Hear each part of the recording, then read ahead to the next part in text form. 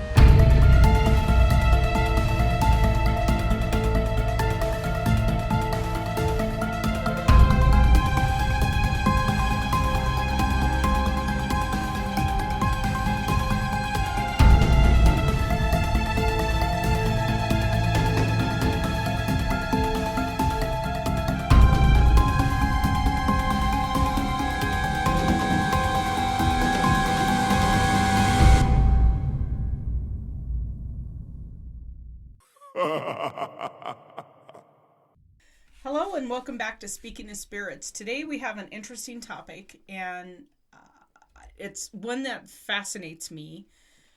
It's the disappearance of villages. Ugh, creepy. And everybody's kind of familiar with Roanoke, Virginia, right? But there's a lot, and even like now.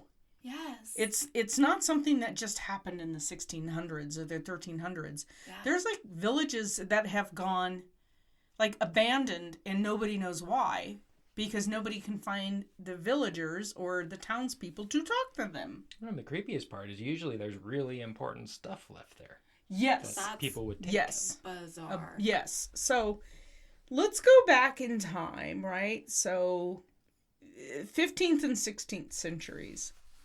There's excavations in where else but England again. Everything spirals into England.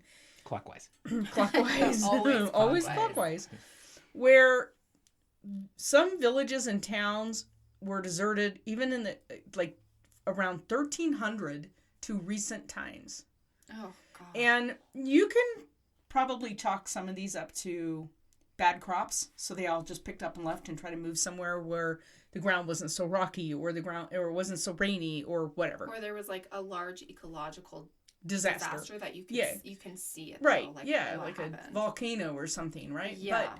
And then if you were a tradesperson and you were rolling into town in your little horse and buggy, you could see evidence of people have left. Because there's going to be quite a trail left from these towns. But in some of these instances, or in every instance we're going to talk about, there's nothing. There's no trace of what happened. So bizarre. It is bizarre. So, Brennig Valley, I can't even pronounce the town. It's Clwyd. If you're from England, good. Yeah, you can tell us. Clwyd. I don't even know how to say that. Okay. We don't know what the settlement was called, but its modern day name is another name I can't pronounce. Hafod refers to a seasonal settlement which accommodated herdsmen moving from their permanent homes to like in the valley to look for their livestock. So it's seasonal village, okay? Yeah. It's the nearby lake is a modern reservoir. So back in the day, okay, there was a lake there. And sea monsters. Always. Right, Nessie.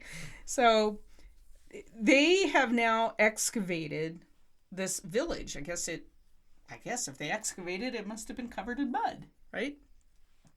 The houses shown that they were occupied in the 15th and 16th centuries and revealed something of a life in like a summer pasture life. So these people came in, lived there, and then would leave for the winter. But they left everything.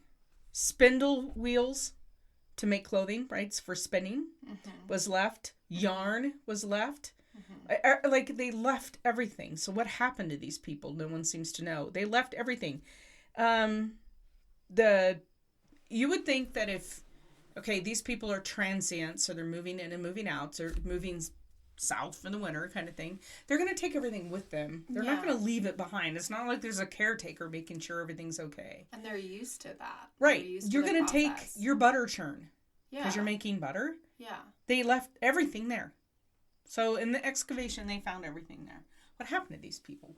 Was there a plague? But then there's no right? discussion of skeletal remains being Yeah. left there. There were horseshoes and spurs that were found, early. Okay. So this is in Ireland. But so Ireland is an island. Right. It's where not are you like, gonna where are you going to go? Okay. So there was some swords, a pistol, things located around the village. But again, nothing to tell us what happened to the village. Another village called Gilligir Common in Glamorgan. This was an open kind of moorland. It was surrounded by industrial and post-industrial landscape of South Wales in the coalfield area. A group of 13th century houses lay in a row on a shelf of land along the edge of the moor overlooking the valley. Each house was built relatively level, created by digging into a slope. So they talk quite a bit on this little town and how everything was built. And again, everybody's gone.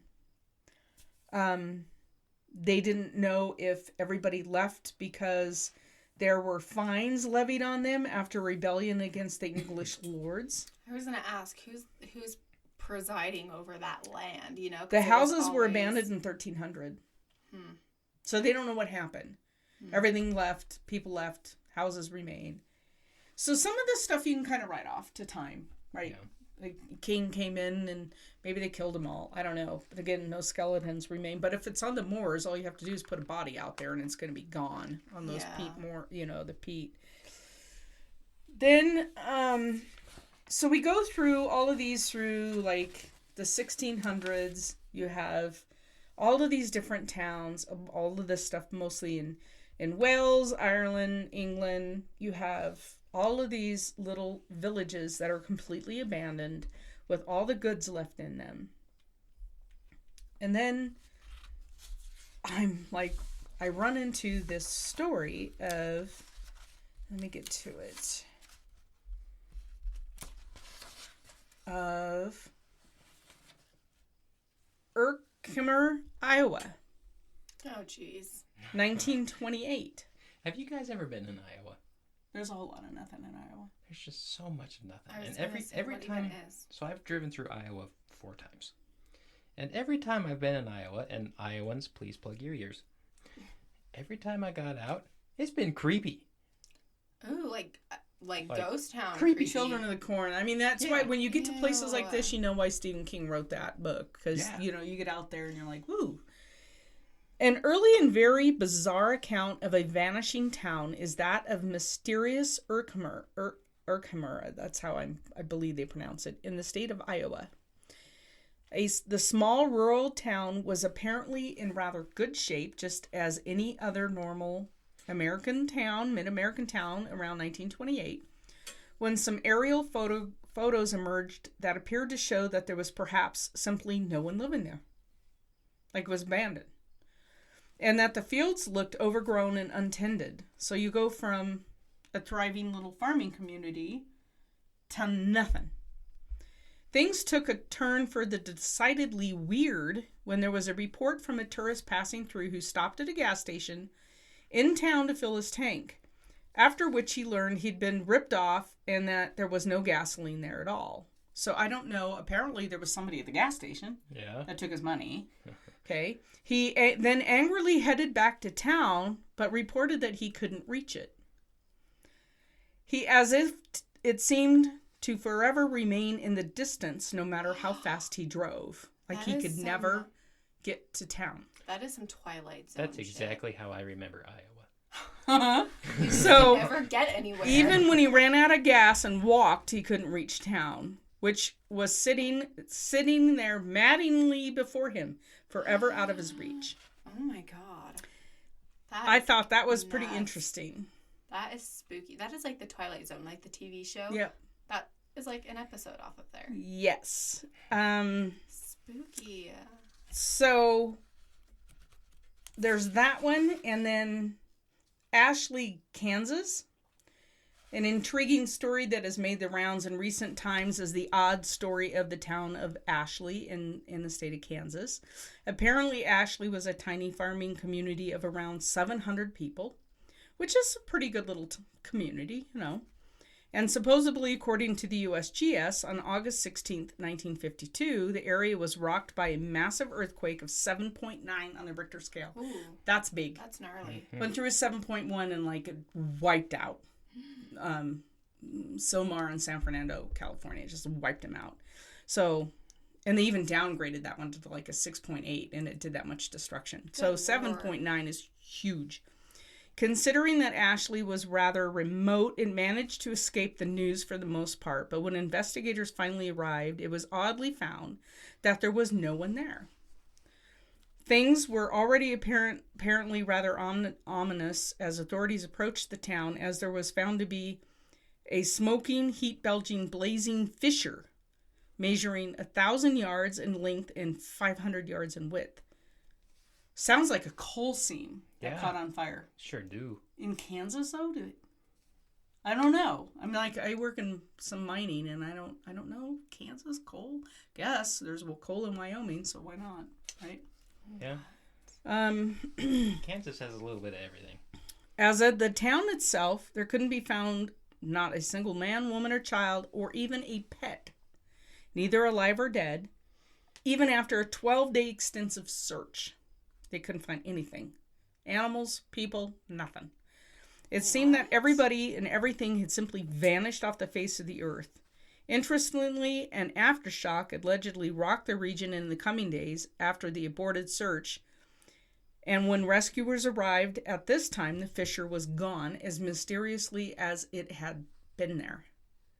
So this blazing, gaping hole in the ground just vanished. Taking things even deeper into the bizarre, further investigation was that after this harrowing call that the earthquake would strike and hundreds of people would apparently evaporate into thin air. It's all spooky, but nobody, it's like it's on all of these websites, but nobody, there's no record of the earthquake. So is it like, did this really happen? It's like, I don't know. It's. I would love to hear from anybody in Kansas who knows about this little town. Or, has heard of it. So, of course, everybody's heard about Roanoke. Oh, man. That one is truly spooky. So spooky. I remember in middle school going to Washington, D.C. for a spring break trip. So fun. And bless little, 14-year-old me. I didn't know anything about the, geography over there, but all I remember thinking is because we were going to DC and then surrounding historical areas, and I was just like, please don't let us go there because I don't want to disappear into thin air. Terrified of that place. Have you guys ever seen the movie? And it's my favorite movie by Stephen King. Well, The Stand, the book The Stand was fabulous, but there's a movie called oh God, as soon as I open my mouth. Welcome to my world.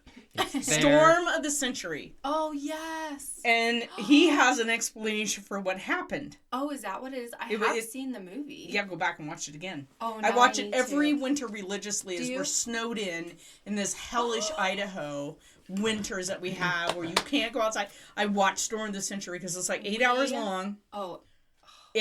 And he has an explanation for what happens. Coming over this winter. I love that movie. God. It's one of my dad's favorites. Oh my God. God. I didn't know that about it. Because he has that there's a scene in there in this movie where he explains what happened. And it's like, it's so creepy. It's so creepy. So, Roanoke, Virginia, for those not in the know. Spooky, The last lost colony, early English settlement on Roanoke Island, now in North Carolina, so they kind of, right? Shuffle. Oh, I said Virginia. North Carolina, sorry.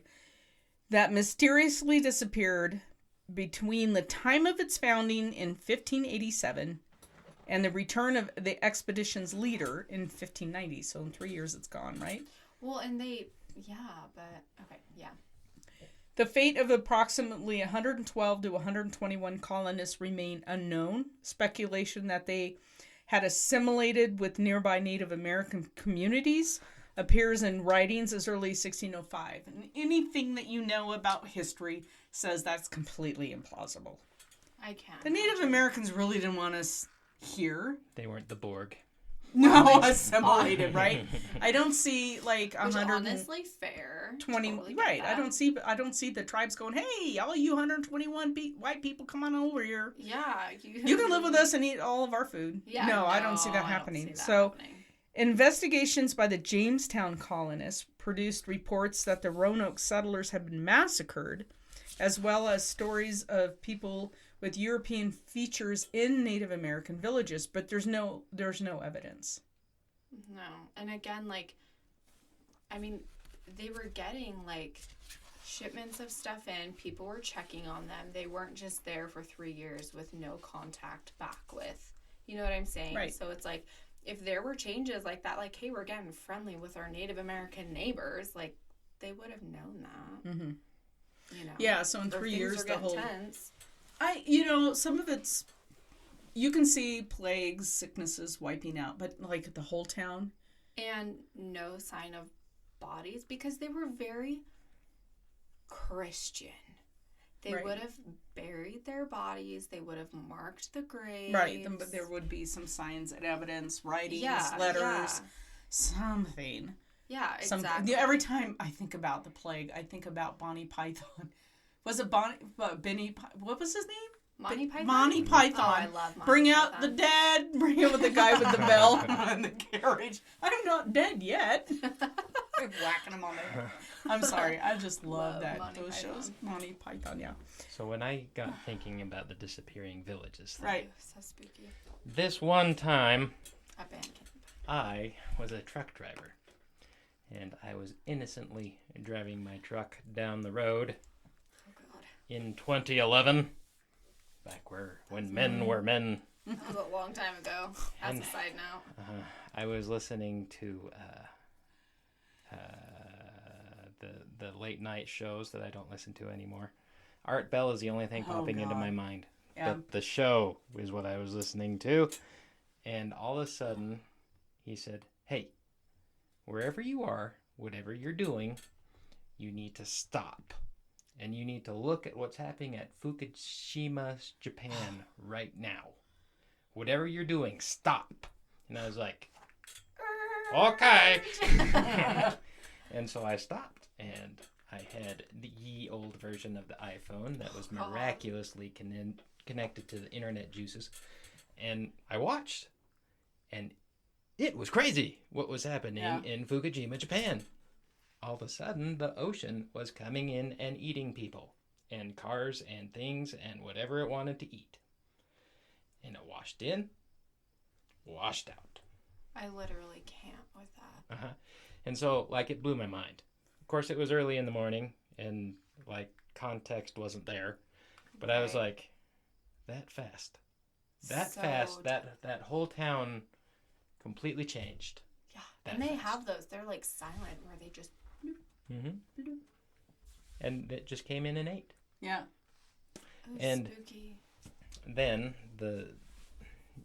so I was really into it because, like, I felt involved because I was Wasn't it like awake and functioning the time it was It was happening. happening. Yeah. And then all of a sudden, they really got really concerned about how there was a nuclear power plant and Oh my how God, I didn't. nuclear things were happening, and they didn't know how they were going to contain the rods. And so, like, the next day, they were like, ha ha ha, it's really hot and it's burning through everything. And then the rods just kept on burning and went through to wherever it's going to go, wherever it is. And people were like, shoot, that just happened. Oh my gosh. And now all of a sudden, the whole village is radiated. And no one has been able to go into it since 2011. So, like, the mysterious village disappearing things, spooky and crazy, but it's amazing how we witness all of this thing happening, Yeah. and we're not like, oh, well, that's real scary. Mm-hmm. Perhaps I need to get some chickens. For Like, real. because it's that Yeah. fast, no warning, and there's no explanation. Yeah, wasn't there like exactly 120,000 people in that typhoon that was... Wasn't that? I mean, it Something was like that terrible. crazy, a massive amount of people dead. Mm-hmm. I remember when this happened, right? Because I was working in Sacramento, and my coworkers, we were talking about it, and they said something like, "Oh, it was like 120 people gone," and I went, "Oh." No. I said there's gonna be 100,000 or more. She's like, "No," and I went, "Look at the population there." Yeah. And then we started seeing God, it was crazy amount of water coming in and just swallowing everything.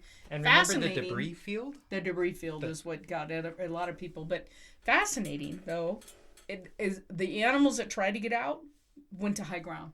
But before it even happened, like Yeah, all the of the animals know. were barreling up the side of the mountain as fast as they could go. Insane. I mean, animals are so much more in tune with what's going on Yeah, than we are. literally the stupid ones of the planet. Like, we literally... Yeah. I'm sorry. Yeah. Like, maybe we deserve it because we're dumb and we don't connect with the earth. I'm just saying that's my Not happy rant anymore, of the that's day. for certain. Spooky, though. So there's the Fukushima thingy. And then I Spooky. kind of like history and I like finding out things. That's my MO. And have you ever done any serious research into Genghis Khan?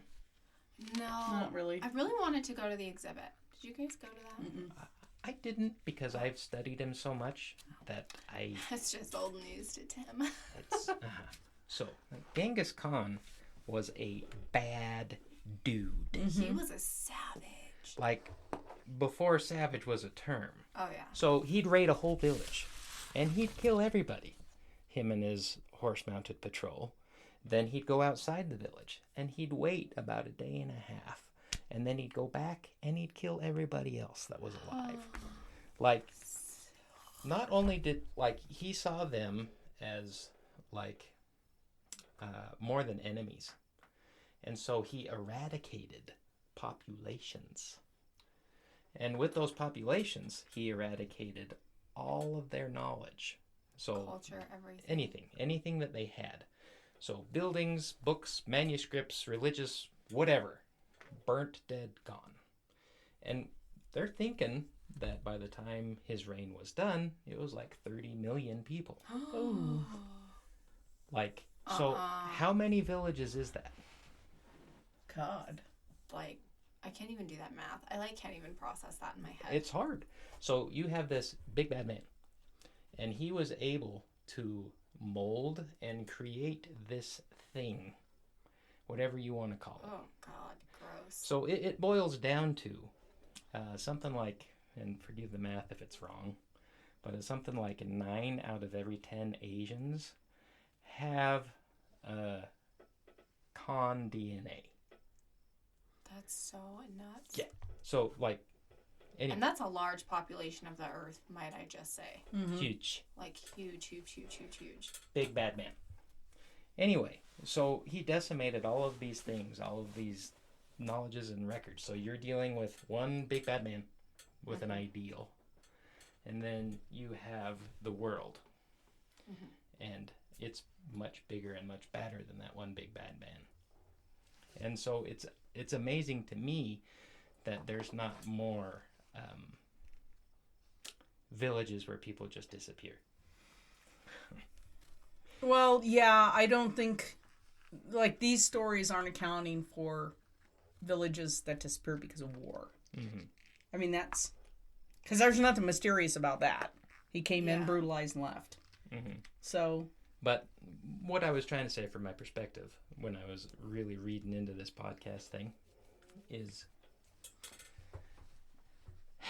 like, the mysterious disappearances of the villages are interesting, but it's amazing how much we don't know.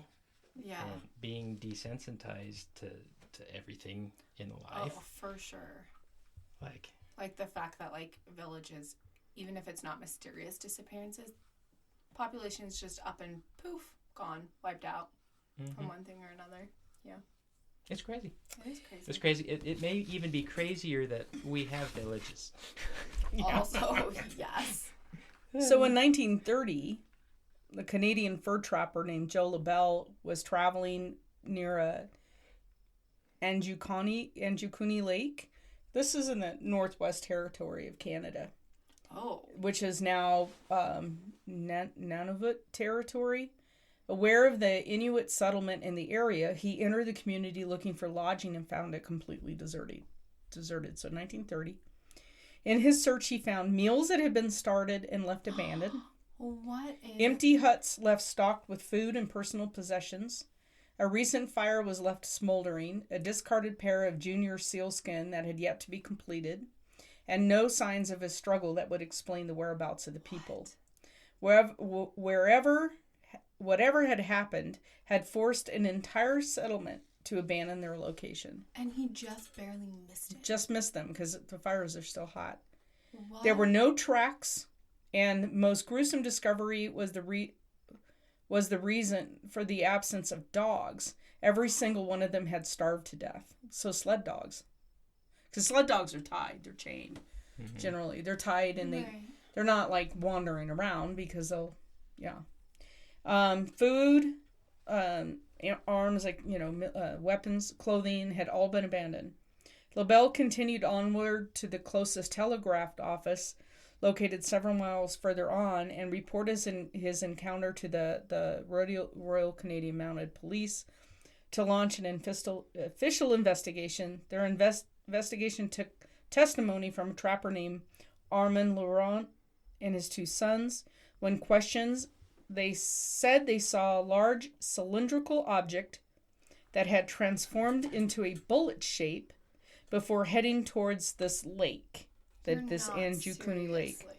At the village, the Royal Canadian Mounted Police found kayaks still sat on the beach, meals still hung over a long dead cooking fire, and frozen bodies of the villagers' dogs. They also found that every grave in the burial ground had been opened and emptied. The headstones had been neatly stacked in piles on the sides of the graves, ruling out animals as the culprits. The RCMP eventually concluded that the Inuit people had been missing for about 8 weeks prior to LaBelle's arrival, but they never came up with an answer as to why the entire settlement had been abandoned. But they took their bodies.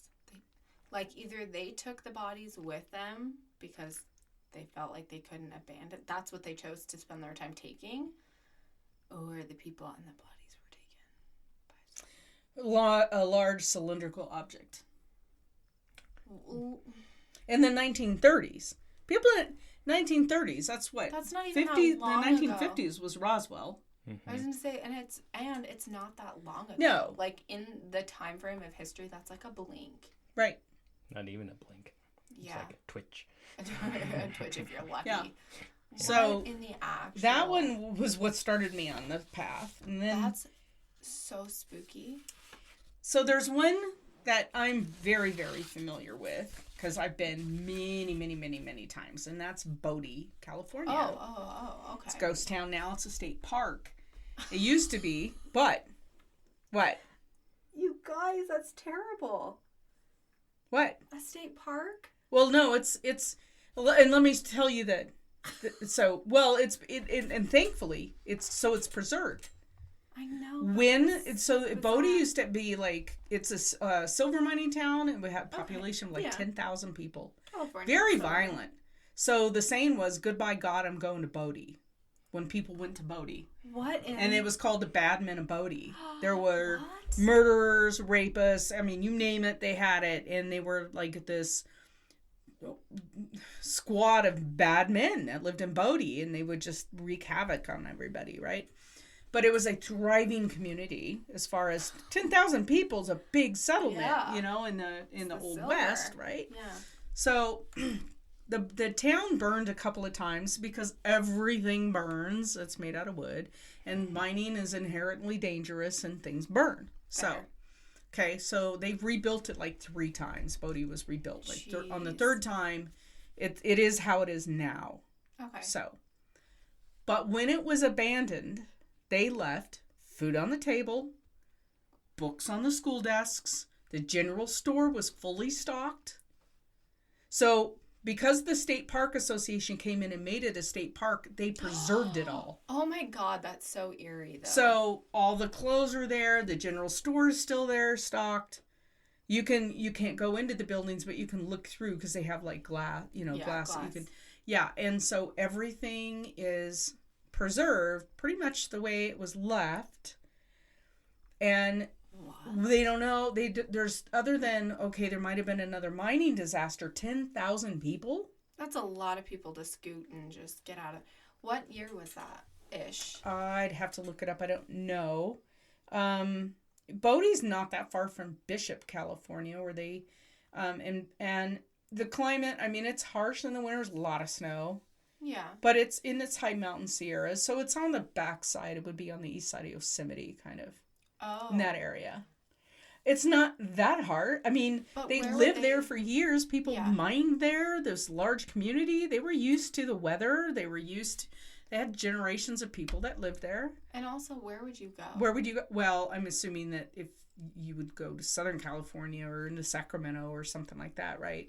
Because they were the population centers. You would think 10,000 You would take everything with you. Yeah, and 10,000 And if the store owner is going to leave, you would raid the store and take all his provisions. Yeah.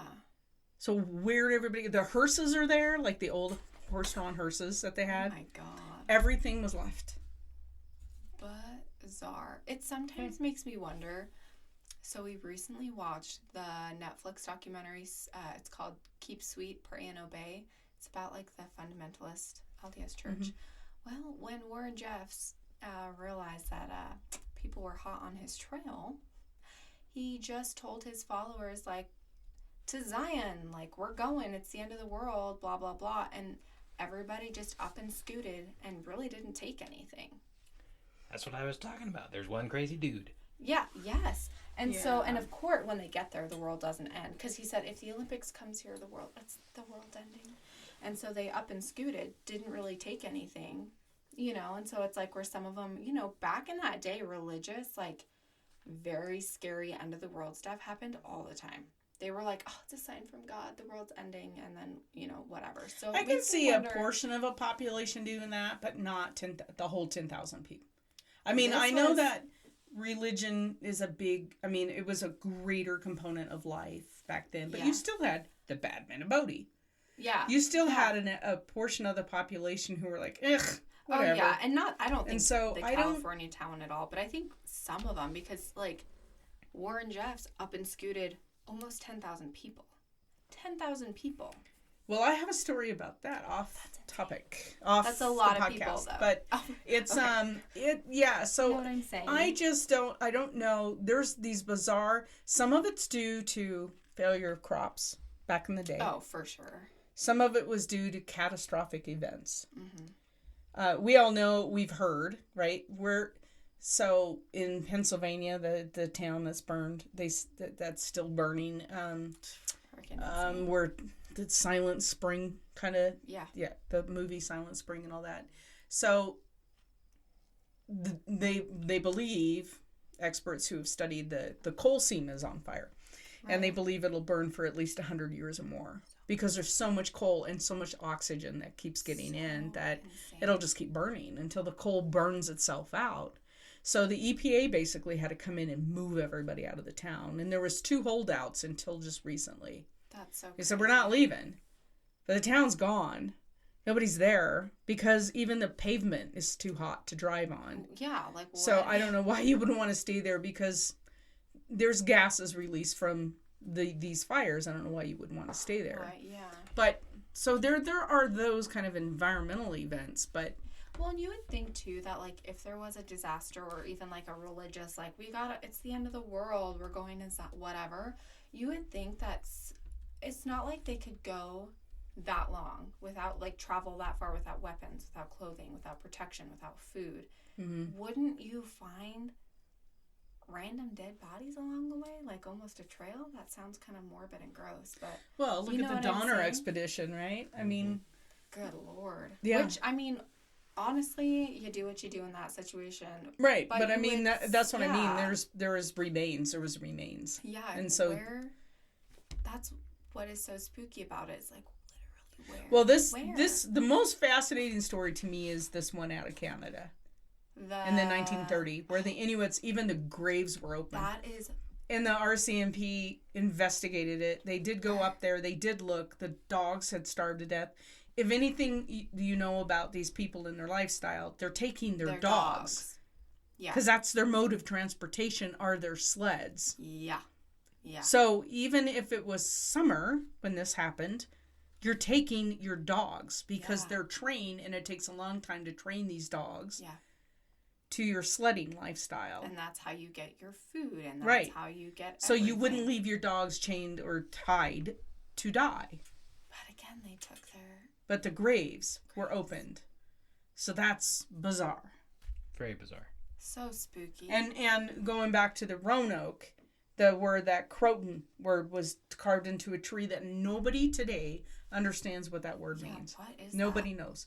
But again, Storm of the Century, it's in there. I need to watch Ah, that movie. it's And good. if it stays rainy, that's like the perfect atmosphere Yeah, to yeah. watch No, you that gotta movie. watch it in the full snow because it takes It- place in the storm. I love that movie. I know it's good. If you haven't seen it, you really need to watch it. You have to watch have it. It's to. old. I finally, I think I have it now. I think on DVD. Now I don't have a DVD player, so I'll have to. Yeah, you know. It's one of those old VHS ones back in the day. So you want to hear Well worth something that really kind of hurt my feelings? You feel good. So I work with these two kids, and they're like 16 years old. Oh, those are kids. Those are literal children. And so they go to their grandparents' house, and their grandparents' house have an old tube big screen, and they have a VHS player. Yes, I love it. My parents still And have so- one. What's so wrong with that, huh? So like the whole high school gets together, and they go over to their grandparents' place to watch the old VHSs. And they probably think they're so hip and vintage, little hipsters, and Tell it's you like, what. bruh. In their Nirvana t-shirts. Oh Yeah. my god. The Like- Nirvana's what, 1990? Uh-huh. Yeah. We So- are our parents. I And know. When they were telling me this, I was like, you're just explaining like my early life. Yeah. Yeah. Wasn't even a God, I teenager. remember getting the first Oh my VHS. Like, we begged my mom, please, can we have one, please? Because we used to get the beta. Remember? It was beta. Movies on beta kind of thing. And the first VHS player we got was the size of a microwave. I mean, it was enormous. It was enormous. My mom's like, we don't have any space for this. Like, it was so big. Oh Yes. my god, wait, what's the beta? They weren't VHS. They were beta. I don't know. Yeah, before it was just the technology before. It Like was, a player? Like beta was the player? No, it was Oh. the actual like cassette that the movie was on. It was even before Oh. VHS was beta. It's kind of like pre-cassette was 8-track. Yes, we had an 8-track player too. Yeah. That They're was big. the bomb. Oh yeah. Smaller. Yes. Ah, okay. And now it's- AC/DC on an 8-track is the best ever. Oh, See, yeah. and that's what the kids said. They're like, the videos are so much better. And I was I'm like, so much older than all you guys. I remember. God. I remember back when we had a thing called DVDs, and they were so much better. Yeah. Oh my god. I don't have anything. Like I got rid of I don't have any way to play movies. I just, rent them on Oh, my yeah. Roku now, so Isn't that it's so no big crazy? deal. But yeah, so now I have like 6,000 DVDs, like, and I never listen to any of them except maybe in the garage sometimes, and I'm rocking out. But yeah, good times. Anyway, God. have you heard of any of these disappearing villages? Have you ever heard of this one in Canada? Because I sure I hadn't want to until know I more started. about that. I know. Is that it's like an creepy. urban legend up there? Like I No, wanna the know. RCMP investigated Oh, it. yeah, but I feel like there's urban legends surrounding like what happened. Oh, and, like if yeah. you're from Canada, is this a thing? Do you know about this? God, Are there urban legends? I would like Probably. to Let know. us know. There wasn't any other information on it. Like That's what's what the government. the government. I'm sorry. Remember? It's all part of the one New World Order. Yeah, remember our favorite UFO stories? Mm-hmm. All of a sudden, there was no follow up on like most of those cases, and just if we don't say anything, they'll forget about it. Right. And that's how things get lost to time. That's just my Mm-hmm. Side note. That's kind of what we've established every It's episode. terrible. Well, just so you guys are the truth sayers out there. You people are the ones that are researching stuff. If you're listening to podcasts, you're researching things. Yes. So keep digging, because don't let the man keep you down, man. And tell us what you know. Somebody out there has to know something know. about a village somewhere or a ghost town where you live. Tell Yeah, us. I would love to hear it. Yes, we want to know. I think it was probably a Bigfoot that decided he liked meat. Oh my God! Then why didn't he eat the dogs? Well, because he liked the dogs. But he left him to die. Well, He has opposable thumbs. He can snap a chain. apparently he had man. a moral conflict and he just decided to walk away. Walk away. But the cylindrical object in the sky? That was his alien buddies. Okay. Duh. All right. Literally duh. Thanks for hanging with us through this episode. We appreciate each and every one of our listeners. Until next time, this is Speaking of Spirits, signing off. With 5 stars. Woohoo! Oh, yeah. 5 stars. You've been listening to Speaking of Spirits, powered by Pocatello Paranormal Research in Pocatello, Idaho. Thank you for joining us today. We're glad you could be here. If you're enjoying the podcast, please do us a favor and go to whatever platform you are listening to the podcast on and give us a review. We prefer the 5-star reviews. This helps us know how we're doing, and it helps others to find the podcast. Thank you for joining us, and we hope to see you on our next podcast.